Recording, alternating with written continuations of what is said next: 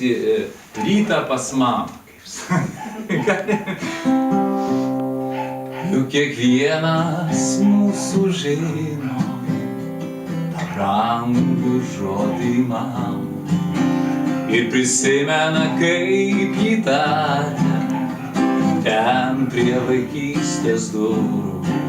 Iš tikrųjų juk buvo gera parėjus sėstis prie stalo ir valgyti saldžią uogienę. O dabar ar norėtum, kad vėliai sugrįžtų vaikystė? Kaip norėčiau aš vėl sutikti rytą pas mamą, kai tyliai kalba už durų mama, lyg sektų pasaką slaptingą. O kaip norėčiau aš vėl sutikti rytą pas mamą, kai tyliai kalba už durų mama, lyg sektų pasaką slaptingą.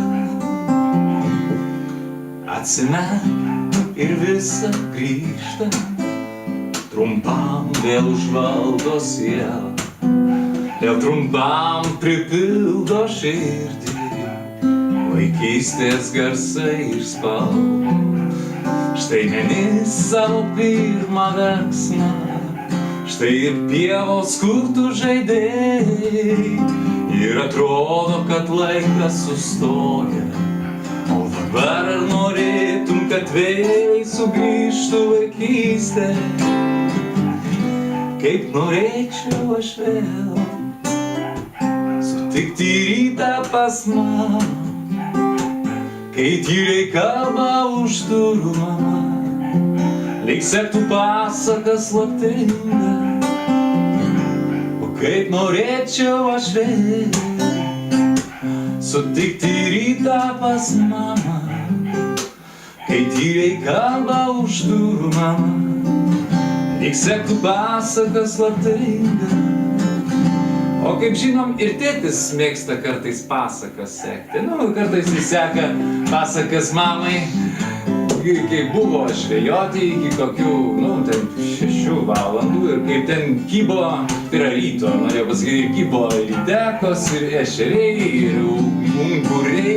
Apie tėtį irgi padainuosim, kaip norėčiau aš vėl sutikti rytą pas tėtį, kai tėtis stovi prie durų ramu ir seka pasakas mamai.